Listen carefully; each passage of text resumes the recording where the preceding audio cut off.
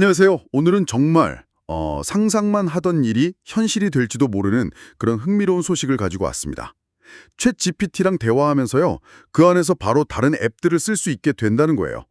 예를 들면 챗 GPT한테 운동할 때 듣기 좋은 플레이리스트 좀 만들어줘 하거나 아니면 진로로 강아지 산책시키기 좋은 동네 집 좀 찾아줘. 이렇게 말하면요.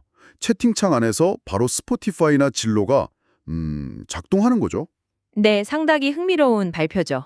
이게 그냥 좀 편해졌네? 이 수준이 아니라 어쩌면 우리가 스마트폰이나 컴퓨터를 쓰는 방식 자체를 완전히 뒤흔들 수도 있는 그런 변화의 시작일 수 있다는 거죠.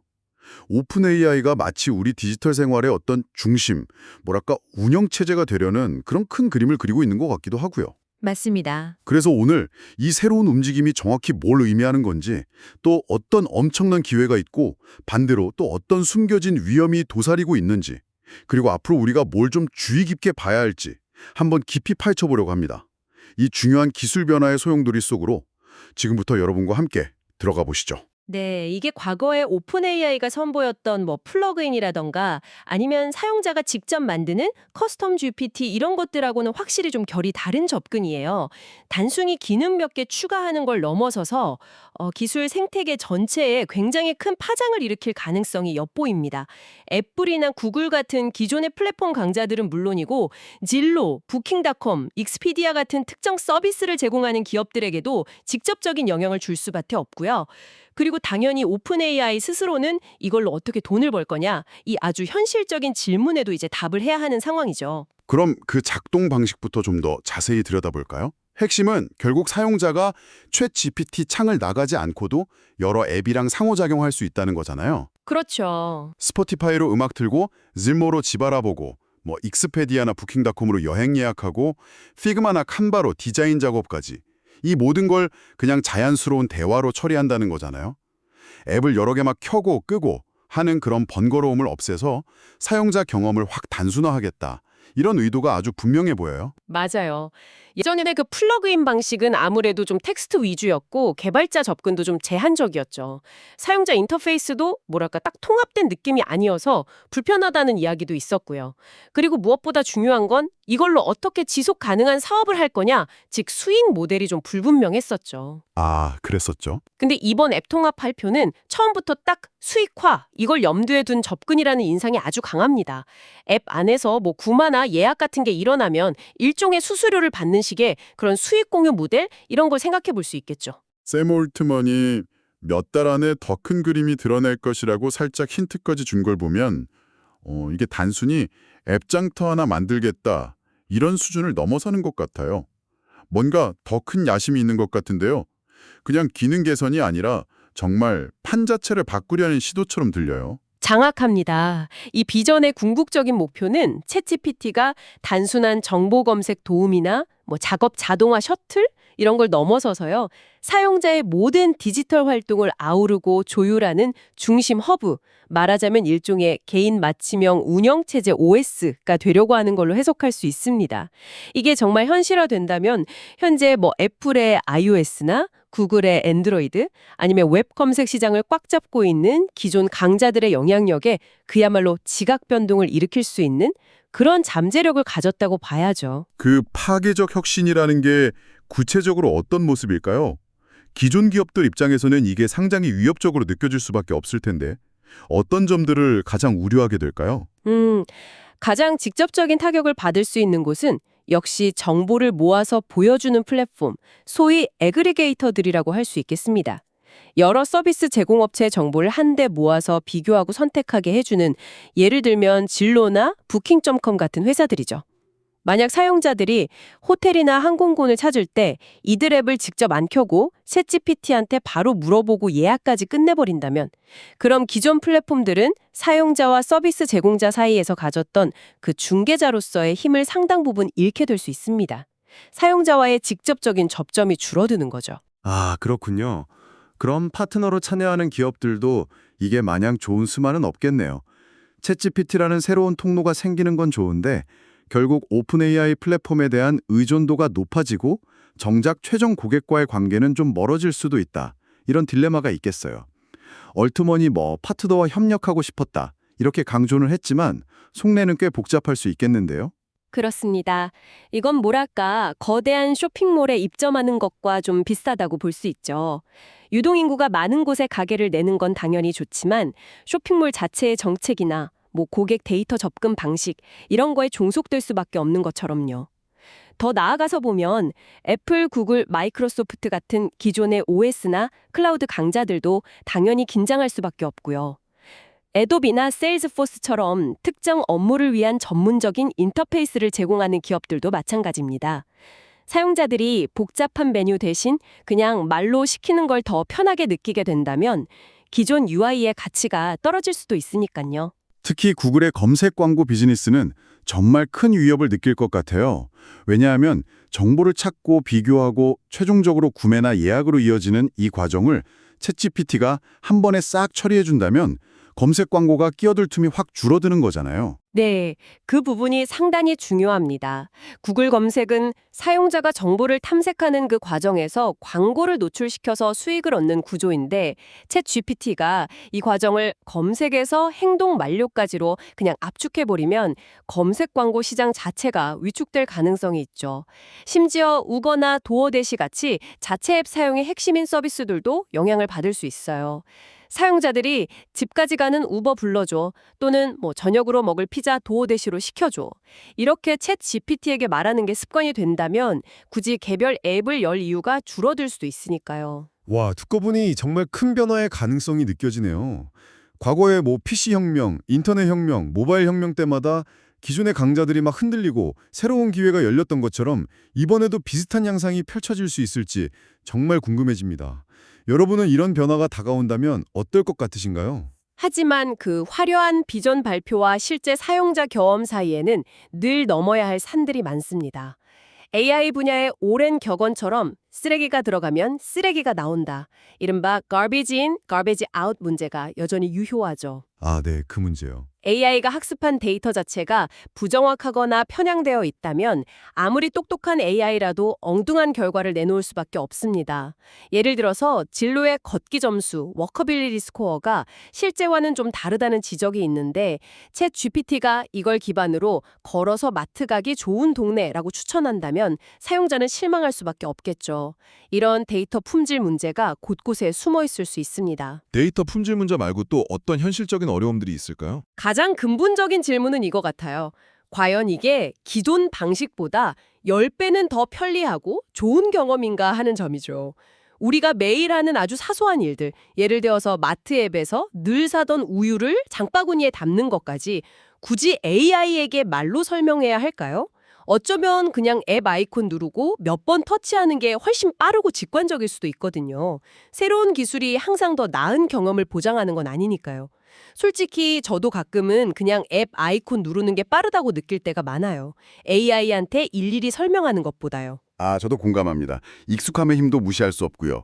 그리고 프라이버시 문제, 이것도 빼놓을 수 없겠죠. 네, 아주 민감한 문제입니다.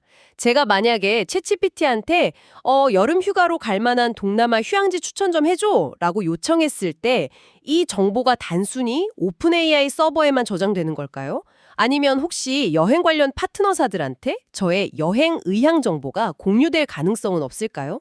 지금은 제가 익스피디아를 쓰면 익스피디아만 제 여행 계획을 알지만 앞으로는 부킹.com이나 다른 호텔 체인도 제가 여행을 고려 중이라는 사실을 알게 될 수도 있다. 이런 불안감이 생길 수 있습니다. 내 의도나 정보가 어디까지 공유되는지 투명하게 관리되지 않는다면 사용자들은 당연히 좀 꺼림칙함을 느낄 수밖에 없죠. 듣고 보니 그렇네요. 내 정보가 나도 모르는 사이에 여러 기업이 이렇게 흘러들어갈 수 있다는 생각은 확실히 좀 불편합니다. 또 다른 문제는 없을까요? 문지기로서의 역할에서 오는 문제도 생각해 볼 수 있습니다. 만약 익스피디아랑 부킹춤닷컴이 둘 다 여행 파트너이고 음식 배달 앱으로는 도어대시와 인스타카트가 동시에 파트너라면 어떻게 될까요? 사용자가 그냥 LA 가는 비행기표 알아봐줘 라거나 저녁으로 먹을 샐러드 배달시켜줘 같이 특정 브랜드를 언급하지 않고 일반적인 요청을 했을 때 챗 GPT는 과연 어떤 파트너의 서비스를 연결해 줄까요? 그러네요. 이 선택 기준이 불분명하거나 혹은 특정 파트너에게 유리하게 작용한다면 공정성 논란이 일 수 있습니다. 파트너사들 입장에서는 챗 GPT에게 잘 보이기 위한 보이지 않는 경쟁 이런 걸 벌여야 할 수도 있고요. 이것도 결국에는 다 비용으로 작용하겠죠. 그렇군요.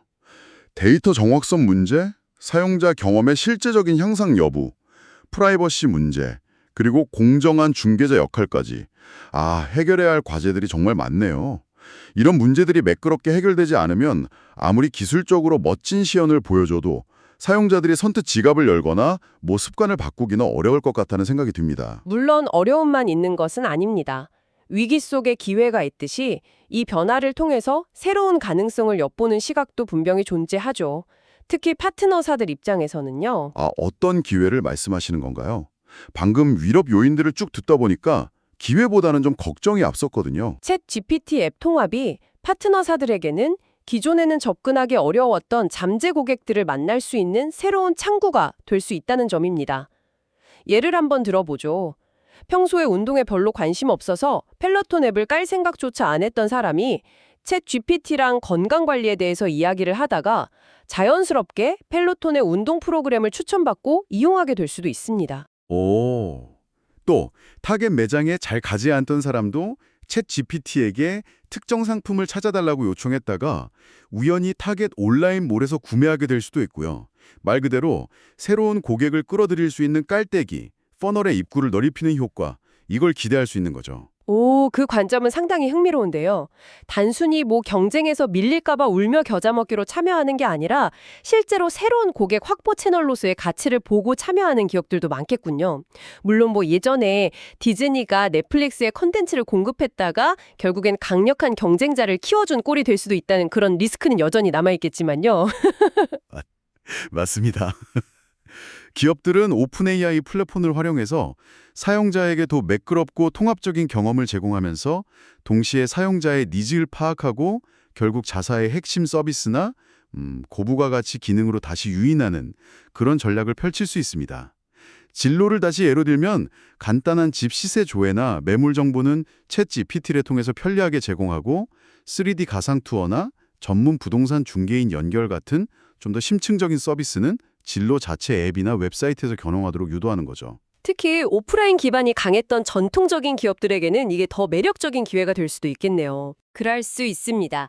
예를 들어 타겟 같은 유통업체는 애마존처럼 자체 플랫폼 파워가 아주 막강한 기업에 비해서 챗 GPT 통합에 더 적극적일 수 있습니다.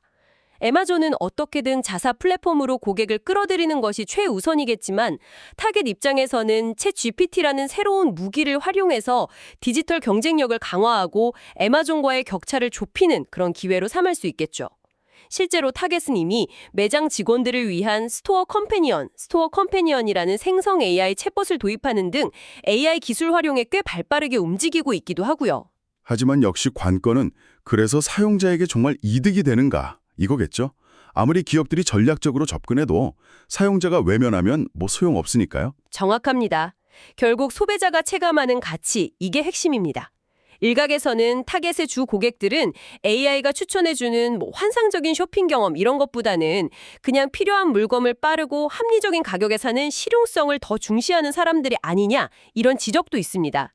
타겟은 꿈을 파는 디즈니랜드가 아니라 생필품을 사는 곳이라는 그런 현실적인 시각이죠. 이 간극을 어떻게 메울지가 중요합니다. 자, 그럼 이제 정말 궁금한 점, 바로 돈 문제입니다. 이 모든 거대한 비전을 실현하려면 엄청난 비용이 들 텐데요. 오픈 AI와 파트너사들은 이걸 어떻게 감당하고 수익은 또 어떻게 만들어낼 계획일까요? 이건 정말이지 1조 달러짜리 질문이라고 해도 과언이 아닐 것 같습니다. 네, 바로 그 지점이 현재 오픈 AI가 직면한 가장 큰 도전 과제 중 하나라고 할 수 있습니다. AI 모델을 훈련하고 또 매일 수많은 사용자 요청을 처리하는 데 들어가는 그 컴퓨팅 비용은 정말 천문학적인 수준이거든요. 수십억 달러, 어쩌면 그 이상이 될 수도 있죠. 이 비용을 누가 어떻게 부담할 것인가? 이게 아주 근본적인 질문입니다. 현재 오픈 AI의 수익 모델이 좀 명확하지 않다 이런 이야기가 많잖아요. 이번 앱 통합이 그 돌파구가 될 수 있을까요? 그럴 가능성을 염두에 두고 추진하는 걸로 보입니다. 앱스토어처럼 사용자가 파트너사의 서비스를 이용해서 구매나 예약을 할 때 그 거래액의 일정 비율을 수수료로 받는 모델, 이런 걸 생각해 볼 수 있죠. 예를 들어서 뭐 한 2% 정도의 제휴 수수료, 어필리에이트 피 같은 방식이요. 또한 기본적인 기능 외에 소라 같은 고성능 모델이나 고급 기능을 이용할 때 추가 비용을 받는 그런 계층형 구독 모델을 더 강화할 수도 있고요. 기업 고객 대상 사업은 어떤가요? 그쪽은 좀 확실한가요? 아마도 현재로서는 기업 파트너십이 가장 확실하고 규모 있는 수익원이 될 가능성이 높습니다. 기업들에게 맞춤형 AI 솔루션을 제공하고 라이센스 비용을 받거나 API 사용료를 받는 방식이죠. 여기서 중요한 점은 오픈 AI의 좀 독특한 위치입니다. 경쟁사인 메타나 알파벳, 구글은 각각 광고와 검색이라는 아주 강력한 자체의 캐시카우를 가지고 있잖아요. 네, 그렇죠. 근데 오픈 AI는 그렇지 않습니다. 물론 마이크로소프트라는 든든한 파트너가 있긴 하지만 본질적으로는 이러한 새로운 시도들을 통해서 자신들의 수익 모델을 증명하고 만들어가야 하는 그런 상황인 거죠. 공식적으로는 비영리 단체로 시작했지만 현실은 실리콘밸리의 치열한 경쟁 속에서 막대한 자금을 조달하면서 성장해야 하는 스타트업의 모습에 더 가깝습니다. 따라서 그들이 발표하는 비전에는 실제 구현 가능한 계획만큼이나 투자자들을 설득하고 시장의 기대를 모으기 위한 일종의 희망 섞인 예측, 위시캐스팅이 포함되어 있을 수 있다는 점, 이걸 좀 감안해야 합니다. 그 2% 제휴 수수료라는 게 언뜻 보면 파트너사에게 좀 부담스러워할 수도 있겠다 싶었는데 다른 측면에서 보면요. 기업들이 현재 고객 확보를 위해서 메타, 그러니까 페이스북이나 인스타그램 같은 데 지출하는 광고 비용이랑 비교하면 오히려 저렴할 수도 있겠네요. 어떤 경우에는 뭐 상품 가격의 20%에서 30%를 광고비로 쓰기도 한다던데요. 네, 그럴 수 있습니다. 만약 챗GPT를 통한 전환율이 정말 높다면 2% 수수료는 오히려 굉장히 효과적인 마케팅 채널 비용이 될 수도 있겠죠. 하지만 아직은 모든 것이 좀 불확실한 단계입니다. 결국 오픈 AI는 AI 경쟁에서 뒤처지지 않기 위해 그리고 이 거대한 비전을 현실로 만들기 위해 계속해서 막대한 자금을 쏟아부어야 하는 상황이군요. 알파벳, 메타 같은 거대 기업들과의 경쟁에서 살아남으려면 끊임없이 혁신하고 더 큰 그림을 제시해야 할 테고요. 이 야심찬 여정의 끝에 정말 황금알을 낳는 거위가 있을지는 우리 모두 계속해서 주의 깊게 지켜봐야 할 것 같습니다. 자, 오늘 이야기를 한번 정리해 볼까요? 챗GPT 앱 통합은 분명 우리가 기술과 상호작용하는 방식을 바꿀 만한 그런 잠재력을 지닌 혁신적인 비전입니다. 하지만 동시에 데이터 품질, 실제 사용자 경험, 프라이버시, 공정성 문제 같은 현실적인 구현의 어려움과 또 막대한 운영 비용이라는 과제를 안고 있죠. 기회와 위험이 공존하는 그야말로 거대한 실험이 시작된 셈입니다.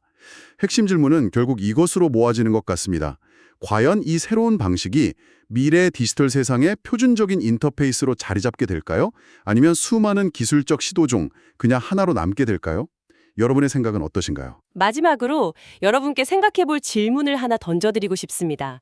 만약 정말로 챗 GPT 같은 단일 AI 인터페이스가 우리 디지털 생활의 운영체제처럼 작동하게 된다면 우리는 엄청난 편리함을 얻는 대가로 무엇을 내어주게 될까요? 우리의 정보 접근 방식, 소비 패턴, 심지어 생각하는 방식까지 이 시스템에 얼마나 의존하게 될까요? 그리고 우리는 그런 강력한 중앙 집중형 시스템에 어느 정도의 신뢰를 보낼 준비가 되어 있을까요? 단순히 기술의 발전을 넘어서 우리 사회와 개인에게 미칠 더 깊은 영향에 대해 한번 고민해 보시면 좋겠습니다. 오늘 저희가 준비한 이야기는 여기까지입니다.